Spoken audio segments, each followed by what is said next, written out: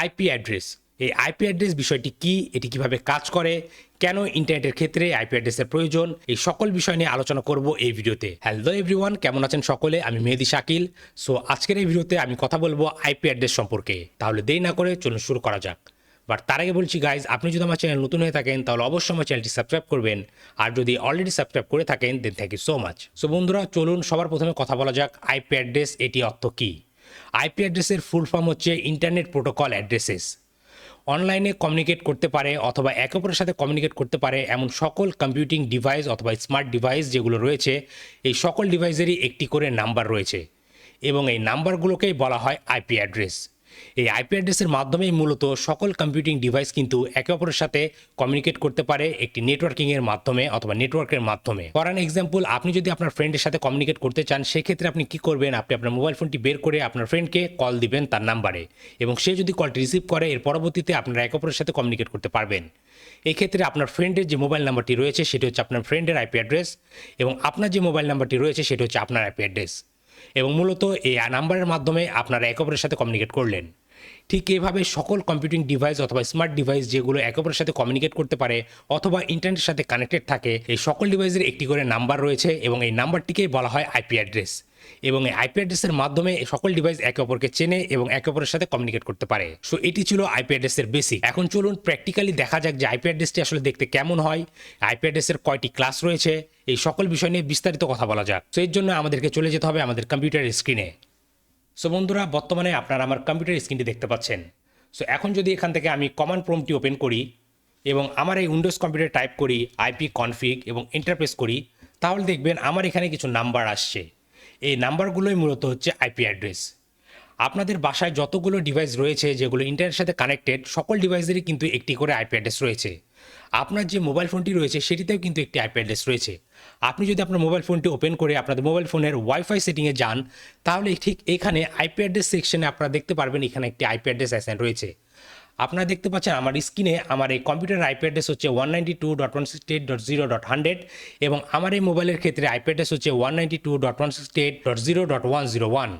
So আমার এই computer এবং আমার মোবাইল ফোন কিন্তু চাইলে একে অপরের সাথে কমিউনিকেট করতে পারবে এই আইপি অ্যাড্রেসের মাধ্যমে। সো এই নাম্বারটি হচ্ছে আইপি অ্যাড্রেস।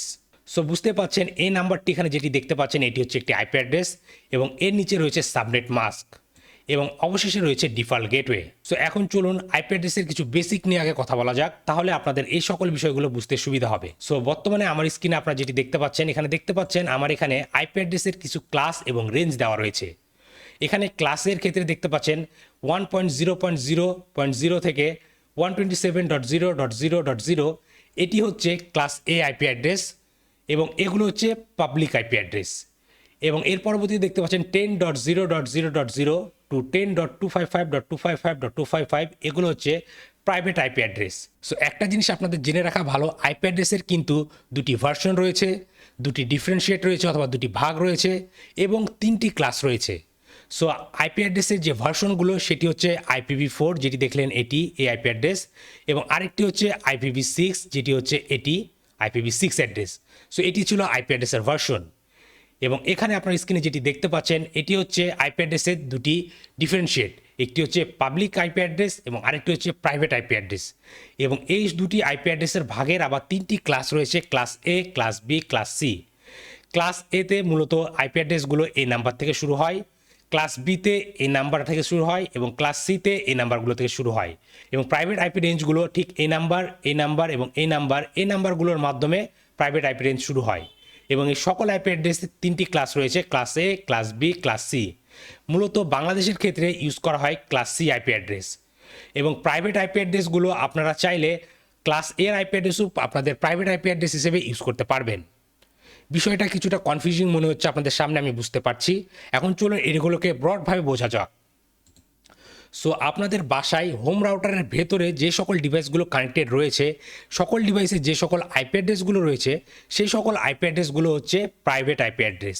যেমন ধরুন 192.168.0.100 এগুলো হচ্ছে প্রাইভেট আইপি অ্যাড্রেস। আমি যদি এগেন আগের ছবিতে চলে যাই তাহলে দেখবেন ক্লাস সিতে প্রাইভেট আইপি রেঞ্জ শুরু হচ্ছে কোথায় থেকে, 192.168.0.0 থেকে 192.168.255.255।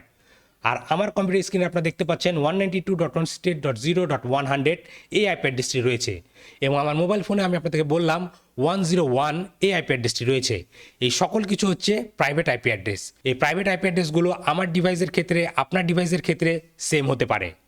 আমি যদি আমার রাউটারে চলে যাই তাহলে দেখবেন এখানে আমি আইপি অ্যাড্রেস শুরু করছি 192.168.0.1 এখান থেকে, এবং এই কারণে আমাদের রাউটার থেকে যতগুলো ডিভাইস কানেক্টেড রয়েছে লোকালি আমাদের বাসার ভেতরে এই সিরিজের একটি করে আইপি অ্যাড্রেস অ্যাসাইন হচ্ছে, কারণ এগুলো হচ্ছে প্রাইভেট আইপি অ্যাড্রেস। আপনার রাউটার যদি ইন্টারনেটের সাথে কানেক্টেড না থাকে তাহলেও কিন্তু আপনার লোকালি কানেক্টেড সকল ডিভাইসগুলো যেগুলোতে এই প্রাইভেট আইপি অ্যাড্রেসগুলো অ্যাসাইন হয়েছে আপনার রাউটার থেকে, সেগুলো একে অপরের সাথে কমিউনিকেট করতে পারবে। এর জন্য আপনারা চাইলে প্রাইভেট আইপি অ্যাড্রেস হিসেবে আপনাদের বাসার কম্পিউটারের ভিতরে এই আইপি অ্যাড্রেসের রেঞ্জের যে কোনো আইপি অ্যাড্রেস ইউজ করতে পারেন। আপনারা যদি মনে করেন আপনারা ক্লাস সি এর এই প্রাইভেট আইপি রেঞ্জ ইউজ করবেন না, আপনারা ক্লাস এ এর প্রাইভেট আইপি রেঞ্জ ইউজ করবেন, সেটিও আপনারা করতে পারবেন। তাহলে আপনার বাসার ভিতরে যে সকল ডিভাইসগুলো রয়েছে সেই সকল ডিভাইসের আইপি অ্যাড্রেসগুলো শুরু হবে 10.0.0.0 এই রেঞ্জ থেকে। সো বন্ধুরা, আশা করি আপনারা বুঝতে পেরেছেন যে প্রাইভেট আইপি অ্যাড্রেসগুলো কি। এখন চলুন কথা বলা যাক পাবলিক আইপি অ্যাড্রেস নিয়ে। আমার রাউটারে এই ওয়ান পোর্টে দেখতে পাচ্ছেন এখানে যে সকল আইপি অ্যাড্রেসগুলো রয়েছে এগুলো হচ্ছে পাবলিক আইপি অ্যাড্রেস, এবং ঠিক এই আইপি অ্যাড্রেসটি আইএসপি আমাকে দিয়েছে। আপনার রাউটারেও ঠিক আইএসপি এভাবে একটি আইপি অ্যাড্রেস আপনাকে সেট করে দিবে। ইন কেস আপনি যদি পাবলিক আইপি অ্যাড্রেস না নিয়ে থাকেন তাহলে তারা তাদের নেটওয়ার্ক থেকে কোনো শেয়ার আইপি অ্যাড্রেস আপনাকে দিতে পারে। আমি যেহেতু ডেডিকেটেড একটি পাবলিক আইপি অ্যাড্রেস নিয়েছি এর জন্য আমি এটি দ্বারাই বোঝাচ্ছি। সো আমার রাউটারে একটি পাবলিক আইপি অ্যাড্রেস এখানে অ্যাসাইন করা রয়েছে। সো এখন যদি আমি আমার কম্পিউটার থেকে আপনার কম্পিউটারে কমিউনিকেট করতে যাই সেই ক্ষেত্রে কী হবে, আপনি কিন্তু আমার এই কম্পিউটারের ভেতরে কোন কোন আইপি অ্যাড্রেস রয়েছে কোন ডিভাইসে এগুলো দেখতে পারবেন না। আপনি শুধু দেখতে পারবেন আমার রাউটারের এই পাবলিক আইপি অ্যাড্রেসটি, যে আমি এই পাবলিক আইপি অ্যাড্রেস থেকে আপনার সাথে কমিউনিকেট করছি। ঠিক আপনি যদি আমার সাথে আপনার কম্পিউটার থেকে আমার কম্পিউটার কোনোভাবে কমিউনিকেট করেন, সরাসরি কোনো প্যাকেট সেন্ড করেন, সেই ক্ষেত্রে কিন্তু আমি দেখতে পারবো না যে আপনি যে কম্পিউটার থেকে আমার কাছে প্যাকেট সেন্ড করছেন সেটিতে কোন আইপি অ্যাড্রেস ইউজ হচ্ছে, কারণ সেগুলো প্রাইভেট আইপি অ্যাড্রেস। কিন্তু আমি দেখতে পারবো আপনার রাউটারে অথবা আপনার পাবলিক আইপি অ্যাড্রেসটি যেটি আপনাকে আপনার আইএসপি অ্যাসাইন করে দিয়েছে। সো বন্ধুরা, আশা করি আপনারা বুঝতে পেরেছেন প্রাইভেট আইপি অ্যাড্রেস কি, পাবলিক আইপি অ্যাড্রেস কি। এখন চলুন কথা বলা যাক যে কীভাবে আইপি অ্যাড্রেসটি আসলে কাজ করে। সো মূলত আমার এখানে দেখতে পাচ্ছেন এখানে লেখা আছে 192.168.0.100, এটি হচ্ছে আমার আইপি অ্যাড্রেস। সো এই আইপি অ্যাড্রেসের মধ্যেও দুটি ভাগ রয়েছে।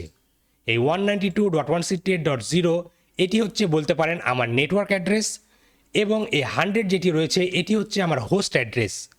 এই শেষে যে আইপি অ্যাড্রেসগুলো থাকে, যে নাম্বারগুলো থাকে, এগুলোকে বলা হয় হোস্ট বিট, এবং শুরুতে যে সকল নাম্বারগুলো থাকে এগুলোকে বলা হয় নেটওয়ার্ক অ্যাড্রেস।